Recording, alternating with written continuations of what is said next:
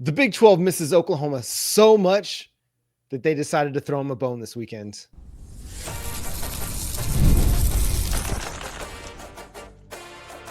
You are Locked On Sooners, your daily podcast on the Oklahoma Sooners. Part of the Locked On Podcast Network, your team every day. What's up, Sooner Nation? Welcome to Locked On Sooners, and thank you for making Locked On Sooners your first listen every single day. Shout out to all the everydayers out there. We're part of the Locked On Podcast Network, now the #1 sports podcast network. Today's episode is brought to you by FanDuel. Right now, new customers can bet just $5, and if your bet wins, you'll get $300 in bonus bets to use across the app. Download the app today. I'm John Williams of Sooners Wire and USA Today Sports. He's Jay Smith of Unfair Sports. Go check out his channel for more Oklahoma and college football coverage. And on today's show, we got Jaxsen Stokes' commitment on Friday. This is a big one. We'll discuss that in the third segment. In the second segment, we'll give you our reactions to the polls and what it might mean for the college football playoff rankings that come out on Tuesday. But we got to start here because the Oklahoma Sooners were off this weekend, but they still got a big win thanks to the Big 12, Jay. Yeah, the Big 12 just can't help themselves, man. You know that conference misses Oklahoma and Texas, in desperations, right? I mean, the big thing you even see out of is the ratings, right? The ratings for each show and each game. It just shows how Oklahoma and Texas just continues to propel brands along with Alabama and Georgia. Of course, you got Ohio State out there. Of course, they still do their thing. We'll give them their props. Michigan still has a very big following in Notre Dame, but Oklahoma, Texas has been blowing it out the water. And this past weekend, man, the Big 12 said, you know what, Oklahoma? We got you. Yeah. So Texas Tech goes out there and beats the dog out of BYU. Look, the score was 29-7. Doesn't feel like it, but it was a demolishing. That last touchdown that BYU got, come on now, let's be realistic here. That just felt like it was a pity one. It felt like that Texas Tech said, you know what, guys? We should probably stop being so rude and give you something to work towards. We're going to give you this touchdown here early in the fourth. That way we can make it look respectable. It wasn't respectable. Tech was out there kicking butt. And it was fun to watch. But, all jokes aside, BYU, and we'll talk about this next segment because the polls just dropped, AP and coaches poll, that makes a significant move that gets in the favor of Oklahoma as long as they continue to win out. Yeah, if old Brett Yormark was hoping that the Big 12 would get more than just one bid this year into the college football playoff, BYU didn't do them any favors on Saturday by laying an egg in Lubbock against Texas Tech. It was 26-0 before BYU scored. That's how bad of a beatdown that was. And so you look at what that does for Oklahoma or even for Texas or Vanderbilt, it does a lot for potentially getting the SEC 5 teams, and the Oklahoma Sooners could very well be that number 5 team to get into the college football playoff because the Big 12 is not going to get 2 bids. I don't care what the rankings look like. I don't care what the end of the season looks like. If Texas Tech wins out and wins the Big 12, they're going to be the only team that goes to the college football playoff.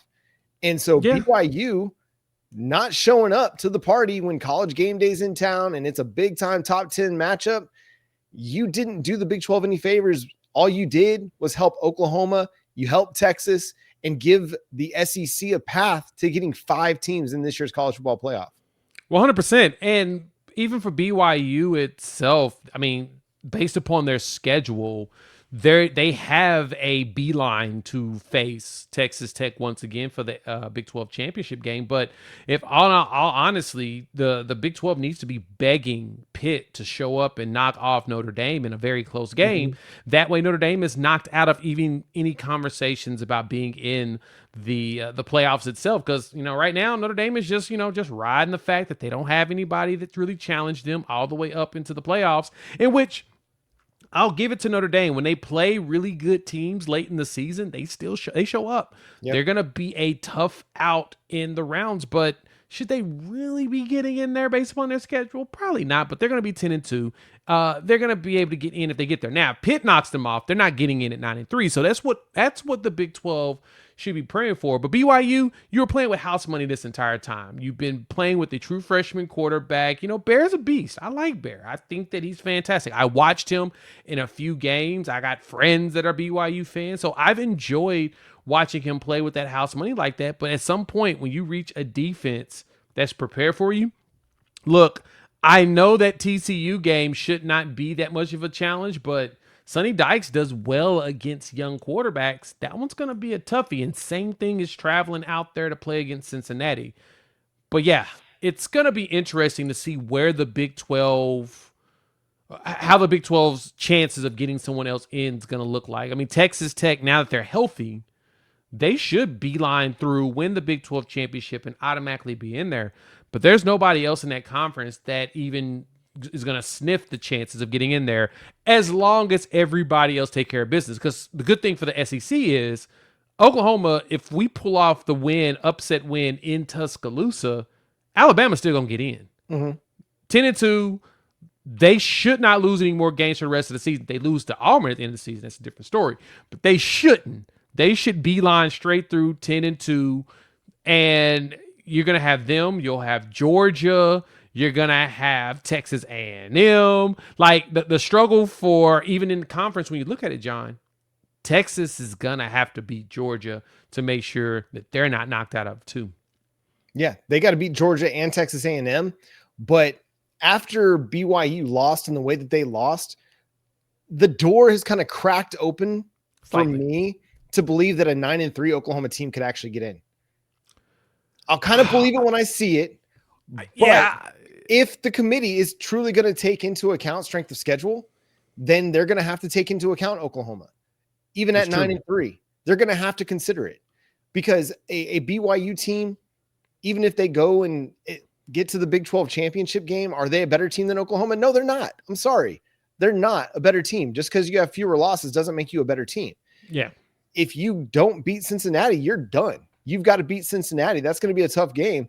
But I mean, the door is cracked open for me to believe that a 9-3 Oklahoma team could potentially make the playoff over a BYU team, even if it makes it to the Big 12 championship. The ACC, they're only getting one bid. The Group of Five is only getting one bid. The Big 10, they're only going to get three. It's going to be Ohio State, Indiana, Oregon. That's it. They're not getting four teams in. And so it's going to come down to, does the Big 12 get two? And does the SEC only get four? Or does the SEC get five and the Big 12 just gets one? That's what it's going to come down to me. And I think right now I'd have to lean the SEC getting five, because those teams, the five teams that could potentially, I'm looking at Texas A&M, Georgia, Alabama, Ole Miss as your four right now. And then this trio right here, Oklahoma, Texas, and Vanderbilt. One of those three teams to me is a better option than BYU or Cincinnati as that second Big 12 team. No, I am 100% in agreement with you on that. And there's nothing, I mean, I can't even challenge you there, because when you look at the body of work with this, like, I mean, SEC wise, there's a chance that going to the end of the season, you have Alabama with only one loss, Georgia with only one loss, Ole Miss with one loss, Texas with two losses, Vanderbilt with two losses in conference, Oklahoma 2 losses in conference, and Texas A&M going all the way undefeated.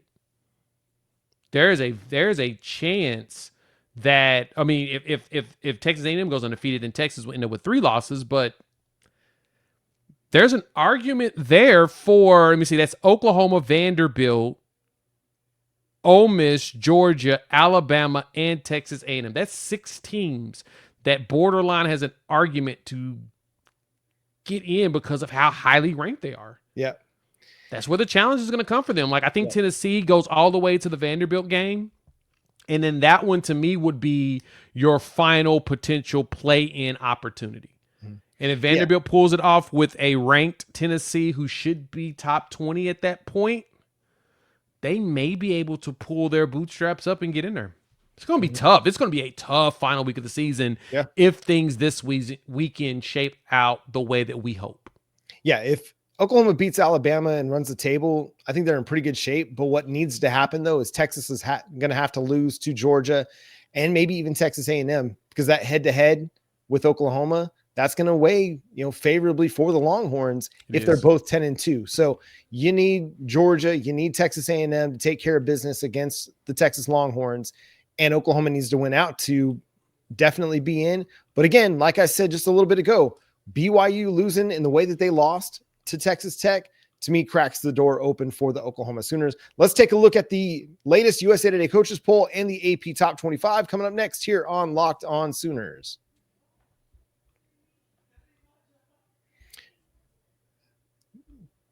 The holiday season is right around the corner, and that means it's time to get your home ready. Whether you need more seating for guests, cozy new linens, or fun serveware for holiday hosting, Wayfair's Black Friday sale is here to help you make your space shine. And the best part, you don't have to wait. Wayfair's Black Friday deals are happening all month long with up to 70% off everything from sofas to spatulas. You're looking to update your kitchen decor with new rugs, new dining chairs, new placemats or trivets, whatever you're looking for, Wayfair's got you covered. If you're trying to upgrade your living room situation, my wife and I were considering getting a new couch. We were sitting on the couch today watching a movie with the kids, and it just didn't feel as comfortable as we like. So we're going to be taking a look at Wayfair to see if there's any good options for us this holiday season to make our living space more comfortable for us and our family. If you've ever hosted family for the holidays, you know how much difference a few new touches can make. Wayfair makes that easy. So don't miss out on early Black Friday deals. Head to wayfair.com now to shop Wayfair's Black Friday sale for up to 70% off. That's WAYFAIR.com. Sale ends December 7th.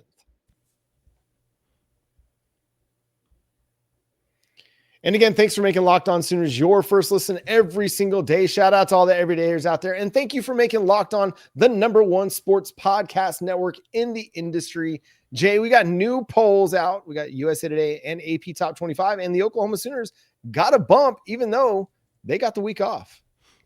Yeah, thank you to the Big 12 for once again giving that beautiful assist in there. The season of giving. Poll, season of giving, right? I think Mariah Carey is thawing out as we speak, so prepare yourself for it because she's going to skip right over Thanksgiving. So we're in the season of giving, but this is kind of what the AP poll is looking like right now. Oklahoma moves to the 11th spot from the 12th spot. BYU falls right behind them. As of today, if things shaped out the way you see it, Miami will be into the playoffs. I'm sorry, Georgia Tech would actually be in the playoffs as they would move right there into that 11th spot. And then you would have most likely James Madison, the former squad of Kurt Signetti, would be moving into the 12th spot. So right now, Oklahoma is not into the playoffs. We just need a little bit of shakeups, in which by the end of this season, I expect some shakeups to come through and throw a few teams here or there. But it looks pretty favorable for Oklahoma right now. The key thing is, and you're going to hear us say this literally every day going forward, so y'all don't have to say it in the comments for us. Please. Just win out, and you're Gucci. That's what we're going to keep telling y'all, keep reminding y'all. These are in the mindset of Oklahoma closing on the deals that they need to close on. If they close out, then Oklahoma will be able to walk in there because I don't think Bama drops out of the top 10 if they lose to Oklahoma. I think they will remain in the top 10 based upon depending on how the game finishes, and I don't expect it to be a blowout. I mean, we might be able to replicate the 24-3 game, but I think Ty Simpson is really good at throwing the ball. So I think that it's going to be a close game. If both teams win out, then we're good. Coaches poll wise, this is what you get. Oklahoma was technically tied with Texas at 10, but I am respectful. Texas did win the head-to-head. I am a hater of Texas. I will 100% say that out loud, but I am respectful. And Texas did win the head-to-head, so Texas does get the spot. Yeah, but they're tied at 10. So for Oklahoma, the key thing is that Georgia Tech and James Madison. So we'll see what the. Honestly, if I'm being truthful, I do think that the College Football Playoff Committee changes things up when it comes to how that's seeded, and it may actually make it to where Oklahoma's automatically in. Yeah, it'll be interesting to see what the playoff committee does. Again, they said this offseason that they were going to take into account strength of schedule. And what did we hear for the last 11 months? That the Oklahoma Sooners have one of the most difficult schedules in college football. And that's proven to be true so far. LSU being dinky dukes this season hasn't helped Oklahoma, but you and still Missouri being eliminated and kicked out of the top 25. Right. I mean, they're still a solid team. They're not as good as what everybody thought they were going to be, mostly because their quarterbacks are out. But again, also their schedules are kind of weak now. Yeah. But that said, I think they've still got some players on that team that can hurt you if you're not careful. But you've taken care of business with your schedule. The only real disappointing performance you had was against Texas, and then in the fourth quarter against Ole Miss. You've played a good season. You've put yourself in position to be in the college football playoff discussion as we sit here on November 10th. That's what you're wanting. And you control your own destiny. If you win out, that's simply going to put you in the playoff. The mission is simple. You go take care of business, you win the games that are on your schedule, and you'll be in the playoff. You lose to Alabama, but you win the other two, you'll be in the discussion. But again, will you make the playoff? It's going to be a slim chance, but there's a chance. Yeah. So again, it starts with Alabama. Man, it's going to be a tough one, dude. This is going to be the toughest game you've played all year. And we've had that each of the last few weeks, right? Texas was the toughest game you played all year to that point.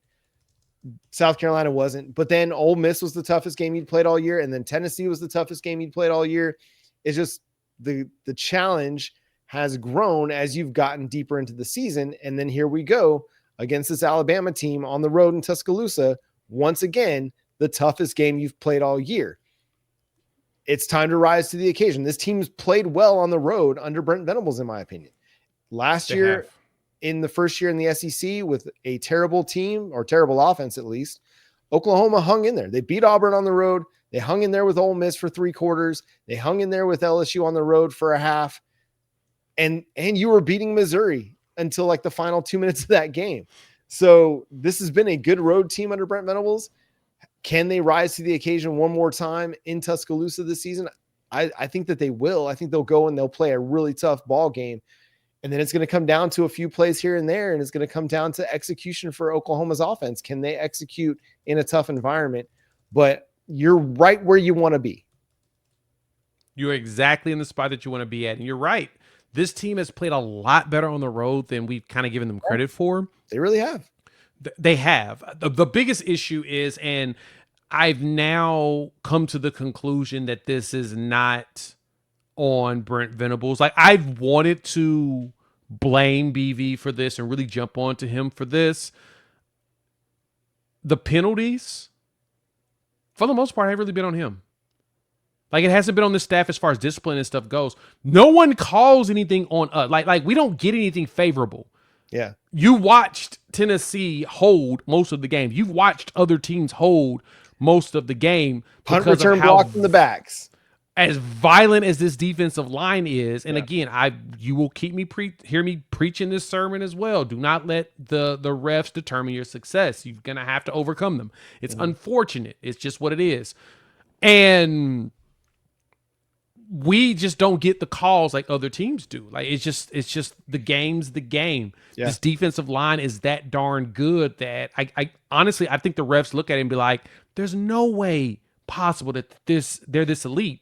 And then we go out there and we just be elite. And then it's like there's no way that they're getting past these dudes this easily. Like, I can't call it. At some point they're going to realize, that was like, go back and watch R. Mason Thomas on that touchdown. He's literally being held all the way until he grabs the ball, and he's still being held while he's running with the ball. Yeah. And the only reason why that lineman is still able to hold on for dear life like that is because he was holding him from the whole start. Mm-hmm. Yep. But that's kind of the thing. So with that being said, Oklahoma has played way better on the road, just like you said, than I could even give. I would anticipate that South Carolina game made me say, oh, maybe BV's figured something out. So the Tuscaloosa game is going to be critical. The polls are telling us, hey, you win, you're in. We've got to close in this game. And we have a chance. After watching them play against LSU this past weekend, John, man, I'm watching every aspect. Ty Simpson is a monster. That dude throws darts. He's consistent. But this team is 100% Washington Huskies 2020 3. Go watch the team. Go watch how they played when they went to the Natty. Go watch them. They did not run well at all. I mean, Dylan Johnson was a solid back. He had a game or two where he ran for like 150, 160 yards. But for the most part, he was basically barely getting 50 yards, especially in that run. Mm-hmm. Michael Penix was throwing darts. Mm-hmm. This literally looks like Ty Simpson. Now Ryan Grubb's there. Yeah. This is what it feels like. And so when we give our preview, we'll talk more in depth on that. But I'm watching them, John. I'm going to go back and look at them like, dude, this is Washington 2023. Okay. And if this Oklahoma defense can get pressure on Ty, in which they should be able to, because this offensive line is really good for Alabama, but they're heavy-footed. Mm-hmm. They're like, that was the complaint last year, is like the run game couldn't get going because it felt like the linemen were too big. Like they're bigger than most NFL lines. Yeah. Just keep that in mind. We get pressure on the quarterback and continue to stop the run, dog. We should be able to make sure this game stays very, very close. And you've seen it, John. We've done a really good job of closing in close games. Mm-hmm. This has been the one year that we could say, I think BV may have gotten a little bit over that hump of closing out in those very close games that he should have been closing out before. Yeah. Let's see if they do it. Yeah, it's going to be a fun one because I just think last week against Tennessee kind of showed us that if you don't have a quarterback that's capable of just kind of running away from your defensive lineman when you're under pressure, you're going to have a hard time getting away. And Joey Aguilar did. He had a hard time getting away from Oklahoma's offensive or defensive line when they created pressure, and he had a hard time making plays on the move. So Ty Simpson, again, he's a good quarterback, no doubt about it. And he can make you pay if you leave guys running free and wide open. He's going to find some soft spots in the zone, but you get pressure on him, and that changes the game. So this is going to be Oklahoma's offense, or Oklahoma's defense is going to have a chance to make some things happen. So, all right, Oklahoma got a big-time commitment in the 2027 recruiting class as it continued to just roll early in the cycle. I say early, it's early for them in this cycle. We'll discuss coming up next here on Locked On Sooners. The NBA is back, and there's no better place to get into action than FanDuel, the official sports betting partner of the NBA. Even if you missed the start of the game or you want to ride, that hot hand, like I was watching SGA play against like the Grizzlies on Sunday night, boy, was he riding a hot hand. And FanDuel has live bets on everything from who will score next to the fourth quarter comebacks. Plus, you can even combine your live bets at the same game parlays for, a shot at a bigger payout. It keeps every game exciting, especially when your team's making that late push. So right now, FanDuel gives new customers $300 in bonus bets when your first $5 bet wins. So head over to FanDuel.com to sign up and play your game with FanDuel, the official sports betting partner of the NBA. Once again, thanks for making Locked On Sooners your first listen of the day. Shout out to all the everydayers out there, and thank you for making Locked On the #1 sports podcast network in the industry. Jay, the Oklahoma Sooners picked up a 2027 commitment on Friday, running back Jaxsen Stokes out of California, and I would highly recommend everybody go take a look at Jaxsen. That's Jaxsen Stokes. Go look at his huddle because, my goodness, this kid can absolutely ball. Well, John, I guess we should probably do that here while we're talking about the kid. Go look at that boy right there. So I want to point this out because I think this is kind of critical information for any and everybody that's watching. It is not only is the kid fast, like he's a blazer. He plays at Sierra Canyon. So out in California, he is going to be part of the hashtag Cali Sooner movement that we're doing right now. But shout out to Director of Player Personnel, Stacey Ford. Like this is definitely his doing. And if you've noticed, we're starting to see an influx of the old school Cali Sooner hashtag coming back. We're seeing Oklahoma really recruit out in that area even more. Mainly because Stacey Ford's just got the plug out there. And I mean, Jaxsen Stokes, watching his tape, he does a good job of not only breaking tackles, but the change of direction is very, very noticeable. He can stop on a dime and then make the cut and go back. Right now, yes, he is a 3-star prospect. And I understand a lot of you, 3-star you can say whatever craziness you want to. That's fine. Taylor Wine was also a 3-star, and he's beloved by this roster, but I digress. The point behind me pointing out him and the forward connection, the director connection is expect more.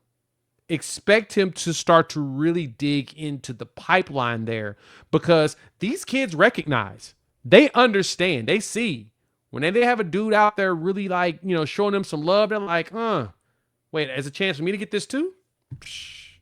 Let me go ahead and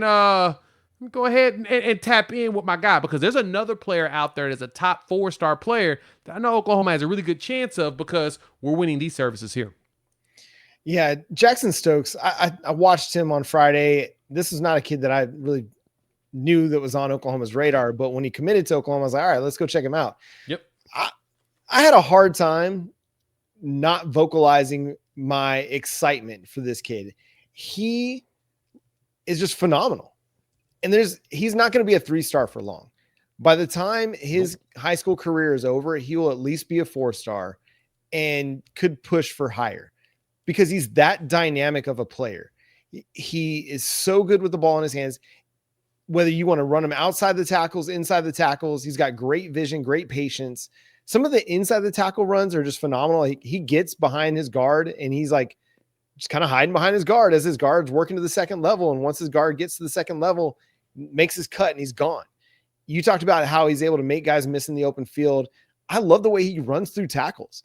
I mean, he's only 5'10", 175 right now he's listed at, but he's going to have the opportunity to put more weight on, but he does not come down with first contact very easily. He's able to break tackles. And I think that's the thing that's really impressive about him. He's not just a speedster, not just a burner, and looks to take on contact, kind of like Torrey Blaylock. He's not afraid of mixing it up like a true running back. So this is an exciting player to get and make a part of your running back room in the 2027 recruiting class, because the dude can absolutely make plays. And every time that he touches the ball is an opportunity for him to score from wherever on the field. Yeah, that's the biggest thing for me too. Watching him is he does that. He does a good job of getting into space and then even catching passes. He can catch passes. You saw that in one of the plays a minute ago. He'll catch the ball in space and go. And so you need dynamic guys like that. Like, I mean, I've had some people say, oh, well, he's like 5'9", 5'10", he's light, 170. This is his junior year. Yep. Where he's got a whole nother year of high school before he even gets here. He's a 27. So we're looking ahead on that. Not typically, I don't typically consider those real years until the 26th, to the year we're in actually signs, right? When they sign on the line, which is dotted here in December on early signing day, then of course 27 becomes a priority for your boy. Me and John will really dive into that. Yeah. But the thing about it though, John, is we're starting to see the pipeline be built. You never know. His signature could even lead to, we may get somebody at 26 out there from Cali to come through. And it's all because our director of player personnel, which I got it right, my guy. I finally got it right this time. Stacey Ford out here cooking. Hashtag Cali Sooners. Well, and the story behind how he became more and more intrigued by Oklahoma. He was at Oklahoma for the Ole Miss game. And then he was at Tennessee for Oklahoma at Tennessee. And between those 2 weeks, I guess saw everything he needed to see about Oklahoma. Talked about how, hey, if you're a running back and you play and you can compete for playing time early at Oklahoma, as we're seeing. It's a sophomore Xavier Robinson, true freshman Torrey Blaylock that are the running back rotation for Oklahoma. He's going to have an opportunity to be a part of that running back rotation by the time he gets to Norman. You're looking at a running back group. You got DeZephan Walker coming in the 2026 recruiting class. And then you have Jaxsen Stokes as part of the 2027. I really like what they're building out right now at running back over the next few years. And this is, again, one of those players that you can use him in a variety of ways. As you've talked about, Jay, he can run the ball. He can catch the ball. He can be used in kick return because he's, again, just so quick, so fast. He's going to threaten teams every time that he's on the field because of that speed. You've got to find ways to get him the ball and get him involved in the offense. And so there's a lot to like about his tape and his ability. And you mentioned it a couple times too, but just to reiterate, opening up California even more, that's huge. So you've got, the defensive staff that has done a really, really nice job recruiting, the East Coast. You got Emmett Jones recruiting the state of Texas, Louisiana well. And now, DeMarco Murray's done a good job recruiting on the West Coast. And then Stacey Ford adding to that. It's just huge. And so as they continue to build through the recruiting ranks, which is what they want to do, they want to kind of use the transfer portal for like a smattering of players here and there, add some veterans where they can. But they really want this roster to be built by their recruiting, and getting a commitment like Jaxsen Stokes, who had a really nice offer sheet. We haven't even touched on that. I mean, he had USC, he had Tennessee, he had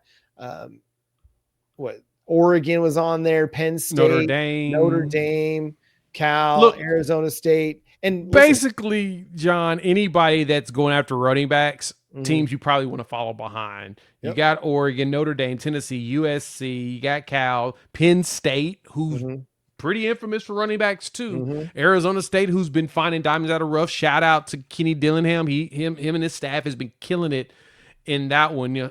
Coach Sample's up there now at Oregon. He does a fantastic job of finding diamonds in the rough out there on the running back trail. So yeah, the coaches that are elite at finding those backs, yeah, we kind of found them with them. Yep. And let's also not forget that Xavier Robinson was just a 3-star running back coming out of high school. John, that's against the narrative. What are you doing here? Like facts?